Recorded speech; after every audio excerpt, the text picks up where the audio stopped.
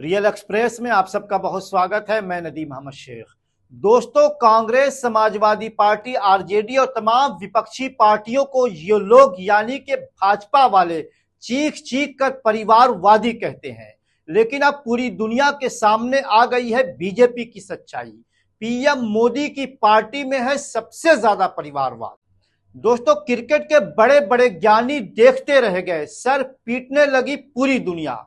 BJP ने दिखाया अपना असली परिवारवाद, या कहें कि अपना असली चेहरा।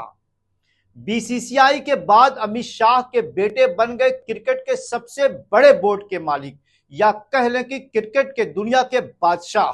साथियों, दूसरी पार्टियों पर भाजपा और अमित शाह हमेशा लगाते आए हैं परिवारवाद का आरोप, लेकिन खुद अपने बेटे को दिलाते रहे हैं हर जगह मौका। अमित शाह के साथ साथ राजनाथ सिंह सहित बीजेपी के दर्जन भर नेताओं की है परिवारवाद वाली लिस्ट। साथियों, अमित शाह ने कभी कहा था परिवारवाद जहर है। हाँ दोस्तों, परिवारवाद जहर है जब बात विपक्ष की हो, परिवारवाद जहर है जब बात राहुल गांधी की हो, परिवारवाद जहर है जब बात अखिलेश यादव और ममता बनर्जी की हो, जब बात तेजस्वी यादव की हो। अमित शाह के लिए परिवारवाद नहीं है जैसा आईसीसी के चेयरमैन चुने गए हैं।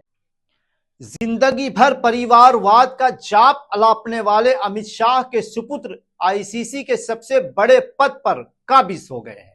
साथियों, प्रधानमंत्री मोदी, गृह मंत्री अमित शाह या उत्तर प्रदेश के मुख्यमंत्री योगी आदित्यनाथ हो, भाजपा के तमाम नेताओं ने न जाने कितनी बार परिवारवाद का मुद्दा उठाया, विपक्ष को खूब ट्रोल किया, लेकिन कहते हैं ना, किसी को कुछ कहने से पहले अपने गिरीबान में भी जरूर झांक लेना चाहिए। आपको बता दें कि अमित शाह के बेटे जय शाह पहले बीसीसीआई के सचिव रहे, लेकिन उन्होंने कभी क्रिकेट नहीं खेला।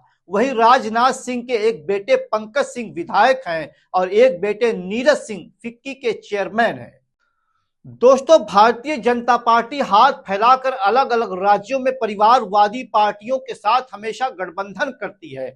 नरेंद्र मोदी और बीजेपी के नेता हमेशा परिवारवाद आधारित क्षेत्रीय दलों के साथ कांग्रेस पर निशाना साधते रहते हैं।